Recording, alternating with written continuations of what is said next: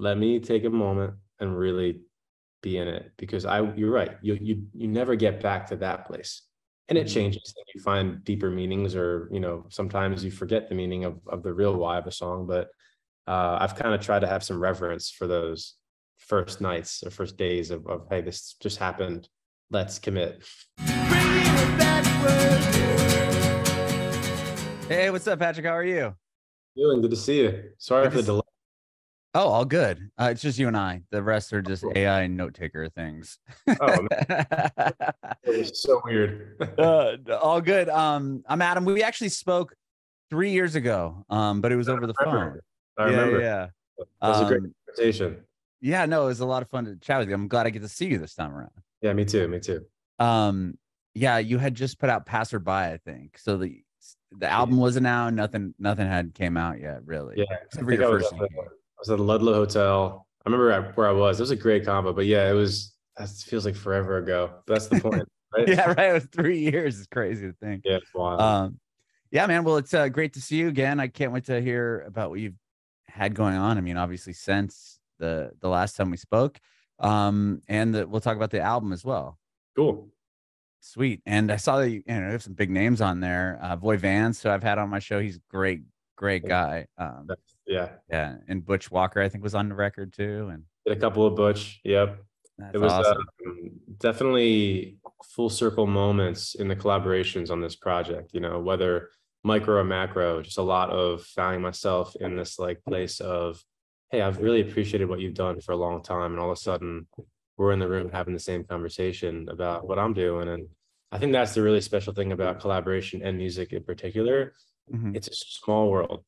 And especially when you're making a certain type of art or you're a certain kind of energy, you kind of find each other. So I found that with this record for sure. Yeah, that's really cool. I love hearing those stories of just like people, you look up to, or you've kind of grown listening to their music, and then, wow, you're in the same room as them, or wow, you get to meet them and you have this great experience. I think that's such a cool thing to happen to people. So we'll just recap real quick on kind of the beginning of our last conversation. Originally from Lancaster, and then you moved to what? Jersey, I believe, right? Jersey. Okay. So you also, your dad was a session guitar player, or was a musician, correct?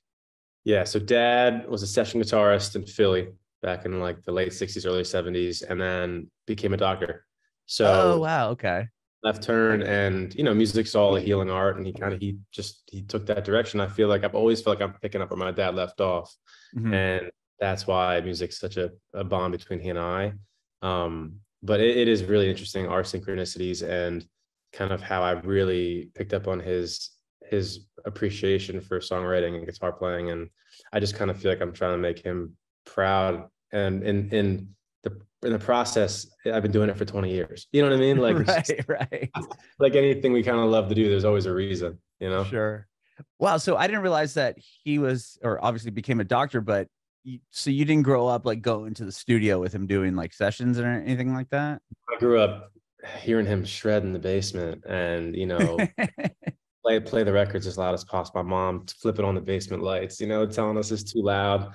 But my parents both, always marked our moments with music. That was as I'm recalling my childhood, and a lot of this process is connecting my dots for Subtitles for Feelings, and kind of how I'm looking at time. I think about any kind of major landmark memory familially is like, it's always music, and a certain type of music, and they kind of curated our scenes really, really well. And so the importance of how a score really affects a moment kind of, I feel like is ingrained in my growing up.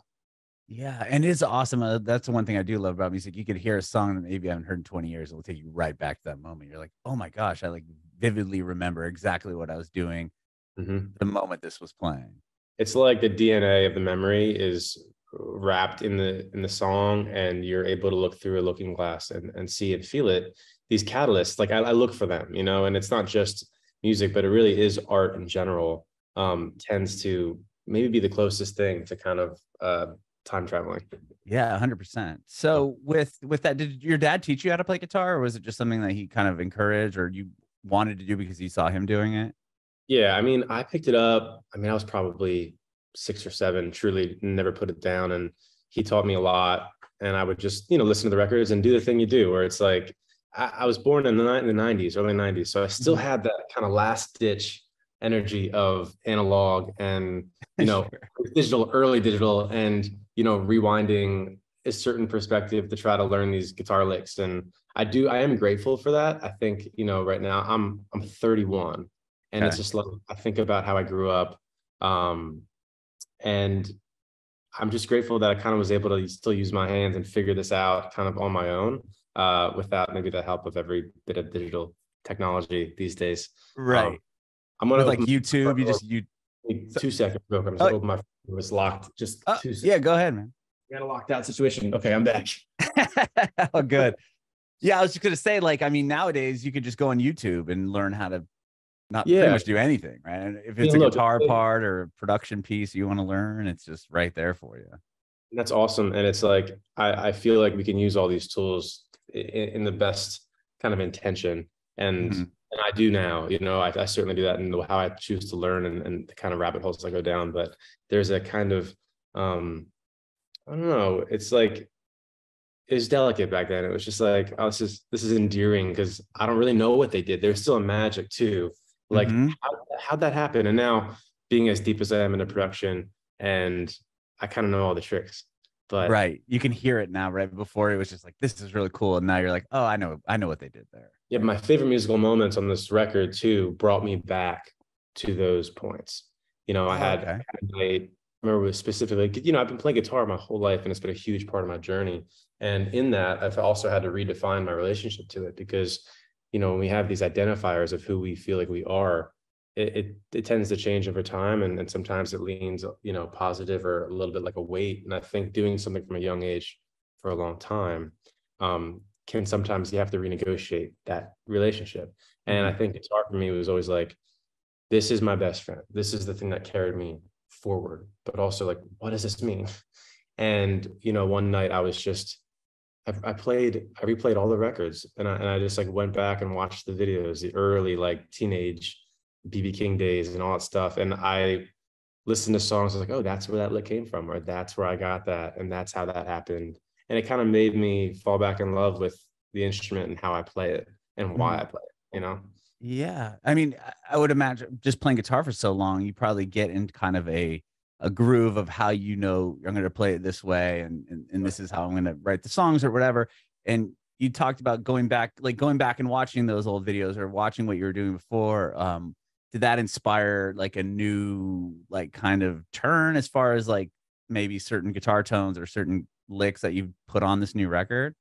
You know what it is? It's more about recognizing first feelings, Okay. remembering what that felt like, and the spark, and then saying, okay, yes, that, like, yeah, this is my favorite revelation, one of them on this process, was remembering that playing guitar, anything you do, it's muscle memory. Mhm. I'm remembering, like, this is not just happening. This has been years and years of playing this over and over again, where my muscles are remembering this, and this is a memory. And where is the spark of that memory? And in that way, I kind of feel like I am jamming with myself as a kid. I'm like, hey man, thanks for grabbing that one. I took it far, and that's what's really special. And it's a little bit intangible of Mhm. an approach, but it certainly has, like, really filled my engine and refueled my why for that part of my music. That's awesome. I know you said before that I mean, you put a record out at like 14, right? I mean, that you did independently or you wrote all the songs on it. I mean, to be songwriting at that early of an age and have that kind of validation. I mean, moving from there, you went to NYU, right? To Clive Davis Institute. Did you go Yep. there for guitar or did you go for songwriting? No, at the time when I was going to college, I kind of already had this kind of like kid career, teenage guitar guy Yeah. career me. And I just wanted to kind of holistically involve myself in my own business and my own music and production. And what I appreciated about that program at the time, especially because it was really small. Now it's quite an institute, like it's a Yeah, thing. it's huge. But at the time, there was like 16 of us, I think. And it was just really ground floor, like, hey, like, this is the world you want to walk into. You have to be your biggest advocate. You have to understand what the business is. And if you want to make your records and kind of have the independence, like, this is how you do it. And I really appreciated that. And also, like, just I needed to get my key to the city. I needed to get to New York. You know, it was always my neighbor, and it was always where I went, drove up the Parkway and got to the city and started playing my shows at a young age. I knew I had to be here at the time. So it's kind of like this dual strategy of like go to school, but also like I gotta be here for some reason, and I'll figure out why, but I've got a hunch this is the place to be. And of course, like it was, and those little things happen every day to the point where, oh, all of a sudden I'm getting my first pub deal in LA and I'm moving to LA and just following this hunch, because I think intuition is remembering ahead and Oh, I love that. those moments, you know. And I've always felt that, and I think, you know, this year has been so important because I've been able to articulate those things that I've always felt. As to kind of like how I've ended up where I am and how any of us end up where we are. You know, we've always just kind of followed this hunch. Right. Yeah. I've never heard anyone put it that way. I love that. I'm proud of that because it took some mining to figure that out. But I do want to kind of spread that wide because I think it's a helpful tool to think about. 100%. Yeah. So you finished up in New York and then you moved to LA from what I remember. And then from LA, did you move to Nashville? Are you in Nashville? Yeah. Okay. Yeah. So I moved to Nashville after a couple of years in LA. Again, just like question years, answer years, question years, answer years. And Nashville was a really big answer chapter for me. That's where I was able to synthesize kind of all that labor and put it into an articulation, both sonically and songwriting wise, and put out the first EP. And, you know, that cascaded into the deal with Warner and State of the Heart. So like it really all happened. And now we're at Subtitles and I'm back in New York. And it's you are? Okay. Like, yeah. And that's been about 2 months now back in Brooklyn. And interesting. It's really cool. It's really cool. Last time we spoke, I was in San Diego, and my family and I moved to Nashville, like a lot of California did, in December of 2020. So like not long after we talked, we ended up moving out to Nashville. Love it here. But okay, so you did the last record and a majority of that here in Nashville, right? Even with this new one, I think I read that you wrote some of the songs here in Nashville. Yeah. So State of the Heart was primarily, I mean, it was a COVID record, right? So that was really interesting. That was like some of my parents' basement, some, you know. Oh, okay. That was like very like insular. This album was made, you know, London, Nashville, New York. I mean, Nashville was still, it's kind of like, it was my last year of like, I made a lot of the album in my house, and you know, I wanted it to feel like a hi-fi bedroom record. Like I wanted the intimacy of knowing that this was my space and I didn't have, you know, a clock to kind of like, okay, we got a fancy studio, we got to check out at 8. Yeah. I wanted to, you know, a lot of this was recorded in the hours of like 12 to 6 a.m., you know, some crazy hunches that there was something to be found. And I'm grateful for that kind of last imprint of my time in Nashville from like a musical perspective in terms of, I mean, I'm always going to be a part of Nashville and it's a part of me. And the beauty of what we learned too is we can kind of do things anywhere and still be connected. But this record was a really great way to kind of say, this has been a beautiful season here. I'm going to go back to New York 10 years later to the month, you know. Oh, wow. I left. And check this out. I got out of the U-Haul, drove from Nashville to hit to Brooklyn. And I go up, I open the gate, you know, and I open the back trunk and pull down the ramp and I grab a guitar. I'm walking down, I'm right in front of my place. And the first person I see is this girl. And she stops me. She goes, "Hey, I love your music. And I can't wait for your new record." And like, I just said, "Hey, you have no idea what that really means to me because you are a symbol, like you symbolize so much for me, you know." And it was very big validation. That's the success metric for me, is to look, you know, zoom out, God view, ant view, like zoom out and see like, okay, A to Z, but you know, somewhere in the middle, maybe where I am right now. You really did what you wanted to do. I'm coming back with something I really wanted to hold on to.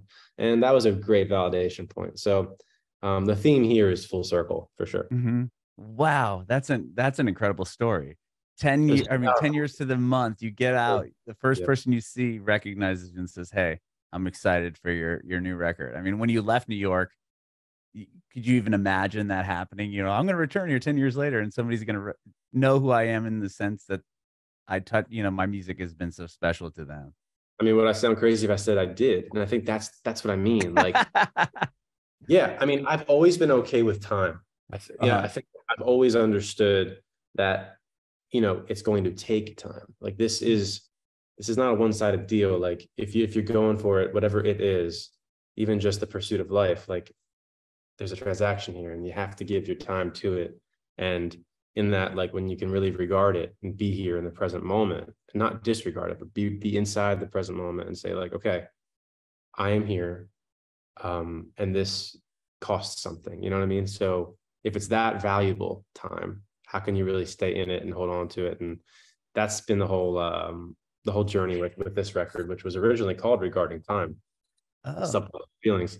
And it morphed into this, you know, idea that life is the movie. This is it, you know. And yeah. Oh, sorry, I didn't mean to cut you off. Go ahead. Go ahead. I was just gonna ask, was there like a song or something, that a moment with the record that you decided to change the name of it? Yeah, it was very impactful. So you know, a huge part of this album is me and my brother, Connor. And, he's my best friend. And you know, what we've found over time is our shared contexts of our lives. Like, you know, we have the same journey, but from different angles, right? Different camera angles in a lot of our, you know, childhood, and then, you know, leaving the house and being the same but different, far apart. We like to kind of go through our memories and walk through these times together and figure out who saw it differently and what we missed and find these revelations. And, you know, that started in San Francisco in 2020. We were at an Airbnb and it was the middle of the night. We both couldn't sleep. And he just says, you know, let's walk through our grandfather's house. And that, you know, our grandfather's house, this was like our landmark, you know, growing up. This was, they call it third place. It's not a place of your home. It's not your place of work. It's where you go for like musing, for happenings, like life really happens here. That was our third place. And we walked through the house together in our memories, just like step by step, detail by detail, brick by brick. And we remembered things that, man, like, I don't know that I would ever have like conjured back up if I didn't take that time to go there with him. And when we kind of got back here, it was like a wormhole. And it was so impactful. Like, it was so impactful that we realized like this is more of a journey than we even know. And we need to keep following this rabbit hole. You know, we got to keep chasing these memories. And that over a course of a couple of years, it's really been a 3-year journey with Connor of mining this. You know, we were in Hudson Valley, which I fell in love with, upstate New York. And another one of our nights of just kind of deep dive revelations. And, you know, I had said something to Connor. Again, he knows my life in his way better than anybody, right? He's seen what I've been through, my ups and downs. And, you know, I had said something to him that really struck him. It moved him. And he started saying all these words, you know, all these feelings, blah, blah, blah. And he stopped himself. He says, man, I'm happy for you. And I'm happy for you hit me like a ton of bricks. And I said, Connor, it's like subtitles for feelings. It's like what we're really trying to say. You know, because when you have context, when you have this shared time with somebody, and that includes yourself, you're able to say less and it means so much more because of the history, right? So it became a pursuit of recognizing that it's all regarding time, right? But life itself is the movie, and we can go back with time and translate the subtitles in the scenes of our lives for what they were really trying to say. And they're here right now. The subtitle is right here. I can't quite understand it, you know. I need time to come back to really, you know, it's like lost in translation. This is more found in translation. And I got to tell you, it just sparked a journey that I know I'm just at the beginning of. This is very much more of like a calling for me, almost past the music. It feels like just a way of looking at life through a lens that is helping me cope with also the fact that I'm so afraid of losing time. And I'm at an interesting place in my life, you know, where, you know, I just really remember being 10 like yesterday. And, you know, you feel this and you have a family, and like we all, how did this happen so fast? Right. And my way of saying, hey, what if it's all one present moment? If it's actually all right now? And if we can correspond with ourselves, and if intuition is remembering ahead, then I must be up there looking out for me. And then I got to be here looking out for me behind me to get me here. And this, you know, ends up being like a way that I can wake up in the morning and say, all right, I have to be here right now for me. Be here for yourself, you know, and then connect your dots. I love that. Yeah, it's wild to think. Like, I mean, it doesn't feel like 3 years ago, you know, we had this conversation, or even just like you just said, you think you're 10 again, or I'll be like, I forget that I'm almost, I turn 39 next month. Like something will happen and I'm like, oh wait, that was like literally over 20 years ago. That doesn't feel like it was that long ago when you really think about it, but time is moving, It is, it's, I was just going to say, is your brother older or younger? And like growing up, did you guys have a really tight relationship? He's my younger brother, and Okay. he's about 5 years. And I feel really lucky. I've always had a really close family. Uh-huh. And my brother and I felt, I think I realized at a young age as an older brother that I get to kind of do things first. I get Yeah. to I get to get the preview, and if I can then help him navigate, okay, maybe make a left here. And also sometimes I didn't even have to help him. He just watched me screw up, and he knows what to do. But I find that role in my life as a brother is it's really one of my most I'm most proud of that, really. I think there's a legacy there that I love building with him. And we live together in Brooklyn. Like it's amazing to be able to kind of will this into existence. And again, like, and he wrote Good Die Young with me on the last record. Oh, He, wow. and Shotgun Rider, he's coming out with the album on Friday, and he's a huge part of that music video with me. And because again, like Subtitles for Feelings would not exist without Connor. And again, that's like the deeper, hey, we're using this shared experience together and making something and putting it into the world. So I just think there's a big energy with that shared context, and I really love them, and I'm excited for what we're building ahead from here. But it's a really fulfilling process to work with somebody who you're so close with for such a long time. Wow. Okay. So he does help you then. Is he a songwriter as well? Or you just kind of collaborate just So because he's you the most have that? interesting man alive. He just is good at everything, and what I love, and he works in the business, and he's also he's just always up for the moment. That's my favorite thing about him. Mhm. And when we write songs together, it's just kind of like he's not a daily songwriter, but he's just so in the moment that when I say, hey, let's write that, he's right there. And that's manifested into other things that we're building and writing together. And yeah, it's just kind of like he's just always willing to be up for the moment, which is great. That's awesome. Yeah. Yeah. I was just looking at the track listing for the new album, and My Grandfather's Home is a song on the record. So I would imagine he's probably has a little hand in that I song mean, as well. yeah. The first line of that song is, when we close our eyes, my brother and I can go where we belong, travel through space and time, wormholes, paradigms. I couldn't find my way alone. And that is our song for sure. I love that. That's so Yeah. cool, man. And then did you produce a lot of this album yourself? Or I know you worked obviously with Butch Walker, who's produced a million huge records. But I remember you saying, I think, I don't know if it was your last album or the EP, you had done a lot of it yourself. Yeah. So I'm always first in the seat of production for my music, just Okay. because that's just how I've always kind of understood my intention, right? Like I love sitting behind a desk or this laptop or whatever it is, and kind of building this palette. Because I've always, when I found music growing up, it was a lot of times through film and TV. Mhm. So I like to visualize, like, what's the feeling? How do I see it with what I'm making? So anybody that I'm working with, I really appreciate my collaborators, because they always, they come in and understand that and respect that, and, elevate that perspective for me. So, this record was special. Butch, I brought in on 3 songs: Caroline, Poems and Apologies, and Wild Horses. And that was really special because, like, I got to get out of my space and go into his gorgeous studio. And, what I love about Butch is he's very much of the moment. And he is like, hey, we got it. And I'm like, I don't think we got it. And that's really cool, because talk about, I think I'm a time guy. I mean, he's like, we captured it. And that was a really cool back and forth. And Butch, he is like, he's just such a tactile human.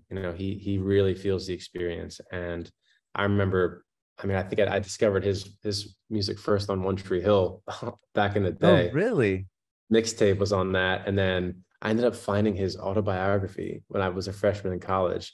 And he's like, "You're one of a small amount of people who found the book," but I mean, it really moved me. And anyway, so that was like an interesting road to meeting Butch, and I love those songs we did. And then a majority of the record I did with my buddy Jon Green, And Jon and I, we wrote Where You Are on State of the Heart. And Oh, okay. he is, my goodness, like a total savant, musician, producer, singer, artist, everything. He's from the UK. And Jon and I met probably 5 or 6 years ago. And he's been a part of some really incredible records. Check out his discography. But he came over to my house for a songwriting session, and I was kind of smack in the middle of like, okay, I have this project. This is a big deal. I have a good amount of songs. I kind of know what I'm doing, but I have my buddy on my couch in front of me, and I was just like, Jon, do you want to do this together? And it was just so organic, and we spent so many days in my house just supposed to be working on a song and writing another one. Oh, really? That's how a lot of this record happened, was Jon and I trying to get the album done, but the moment calling for something else. And that's how we discovered songs like Shotgun Rider and Baby Baby, and like they just happened out of thin air. So it was Jon, it was me, my buddy Ben West, who I did a lot of State of the Heart with, kind of brought the OG crew back together, and but kind of very ground floor. We all just served the moment the best we could, and nothing's ever done also. Yeah, that's it. Like, this album still isn't done, and I don't know, I feel like State of the Heart's done. I think I'm finally there, but a couple of years after it came let's out. say a couple of years. But I love producing, and I love that revelation, how you decide to kind of, a Go-Getter, for instance. I wrote that by myself at at midnight one night, and I just think your decisions, you get tunnel vision, and like in that first hour, what I decided to put down is most of the record. And wow, that's when production, I think, is at its finest, is when it's truly just, hey, I'm going to try this, and then it sticks. So a lot of the vocals on the record are demo vocals. A lot of those are then the first nights, first takes. I try to keep that first feeling energy throughout the process, as best as my perfectionist self could do. Yeah.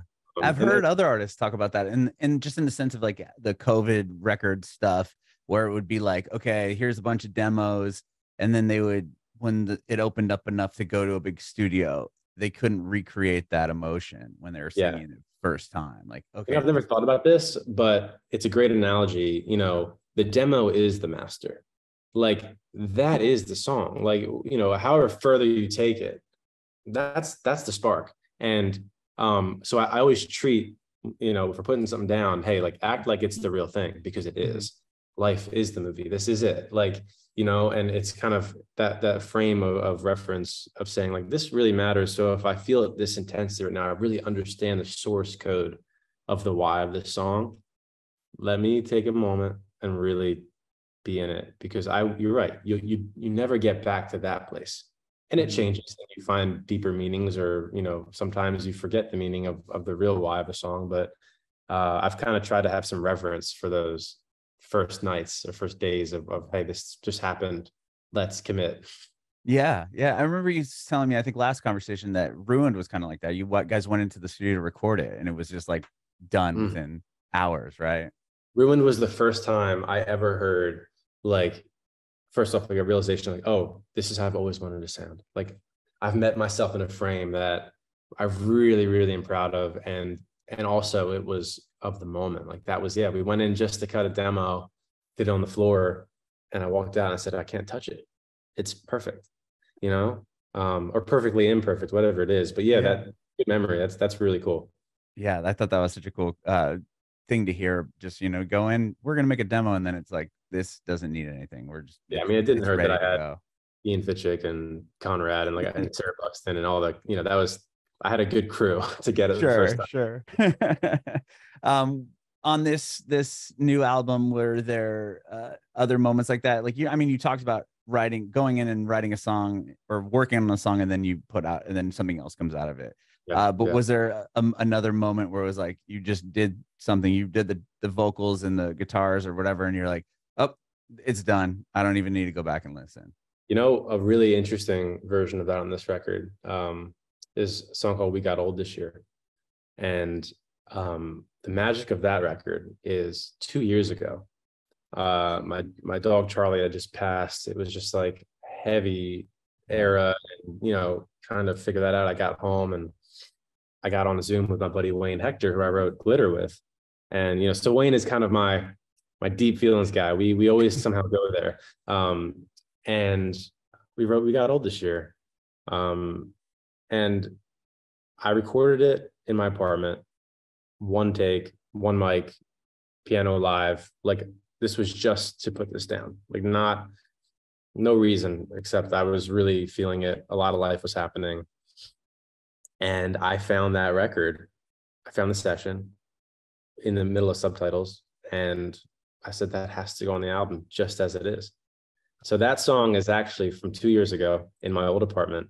And that performance is of the moment. And I think that's a really special version of committing to something that, is so part of the process. But like, I could have re-recorded it, I didn't even try though, because I knew I wouldn't be able to recreate it. It would have been a performance of it, right? Mm-hmm. And what I hear in that record is it. So that was a really special moment. And I would say every single song has a bit of that. There's its own story. Is this terribly loud, this saw behind me? No. Okay, cool. It was, I mean, I could beg. It was really low for a half a second. Now I can hear it. Okay, cool. Yeah. And, so I think, like, again, I've tried to kind of seek out those moments. And there's a song called Little Supernovas that, kind of in the last ditch, we have to finish this record. That song I wrote in London last summer. And it was one I just knew I wanted to have it, be a part of it, but I hadn't gotten there yet. We had a week window left. I was in Detroit with Ben trying to finish this thing up. And it was literally 2 a.m. is a big theme in this album. Yeah, it even has a song. Yeah, it really does. And I just said, Ben, hey, give me an hour. Let's just try this. And that just happened. And that we committed to it. And, so it was humbling, man. I think I'm learning so much in this process. So it's less about the music and more about like the life lessons of it all, and letting things go, and saying, like, it's not about being perfect, it's about being honest, etc. So took a lot away from this album for sure. Amazing. And you got a tour coming up that you're doing as well as supporting it. But I want to ask one question on the song that you worked on with Foy Vance. How you said you were a fan, obviously, and like, did you reach out to him? Like, how did that? So how did you get him on the record? Yeah, the Foy part of it is just incredible. So about 10 years ago, actually, I think 10 years, because it's his anniversary of the album, Joy of Nothing came out, right? Mm-hmm. And I had seen Foy open for Michael Kiwanuka at Webster Hall. I was in college, just got to New York, and he comes out with his acoustic guitar and just this bellowing Irishman. And my mom's from Belfast, all my family's over there. Oh, no way. So I just hear this man singing like my soul. And it moved me so deeply. And I got that record, and it became kind of part of me, truly. And to the point where, like, he played Electric Lady Studios for his album release, and I was there, and like, I just found myself where Foy was. And I went to his album signing at Amoeba, when awesome. I moved to LA, and I got to talk to him, and I got a picture, we got a picture together, and he wrote my name on his arm to listen to the music. And, all this time later, we connect through a mutual friend, and I get asked if I wanted to go to Scotland to spend a week with Foy in Aberfeldy, in this little village he lives in. And I'd already been going out to the UK for Hyde Park with the Eagles and my headline show, and I was writing for the record, and it was just like, then I'm going to Scotland, going to stay with Foy, like, how, this is crazy, because it's so unique to my story, and Foy and I met at a coffee shop, in the middle of, this is like, it's gorgeous Scotland, but middle of nowhere. Right. And, I sit down with him for the first time. And within 3 minutes, we're talking about my grandfather's home. And I'm telling the story with Connor, and we're, telling him this idea of regarding time and what it means to really be in this moment and connect yourself. And we spent a week in Scotland. I'm telling you, probably 14 hours a day, 15 hours a day, like, in it.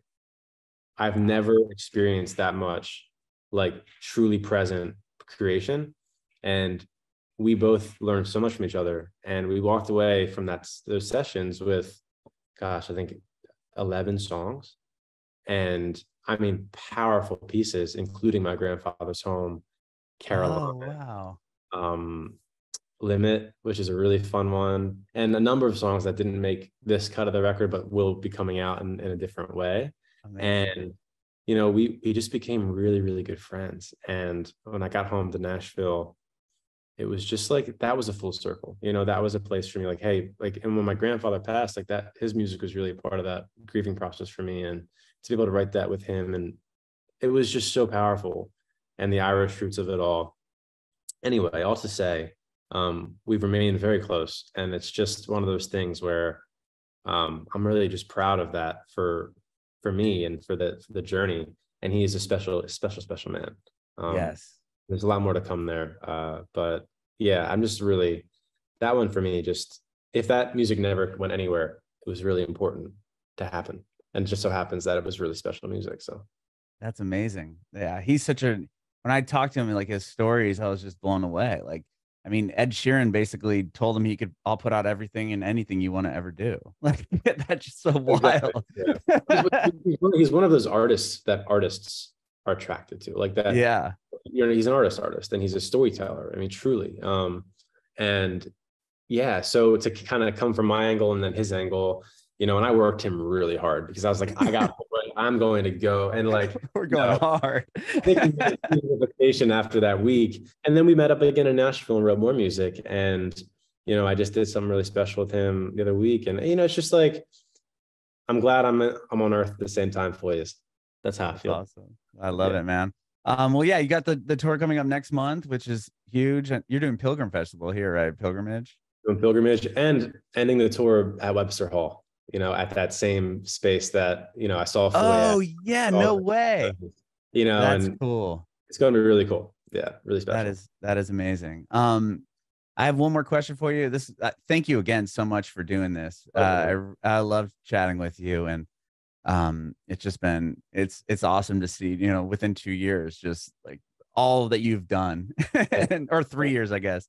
But I have one more question, and again, I asked you this last time, and you've done it again, where you pretty much have been giving advice to aspiring artists throughout this whole conversation, but I'm going to just ask it again, if you have any advice for aspiring artists.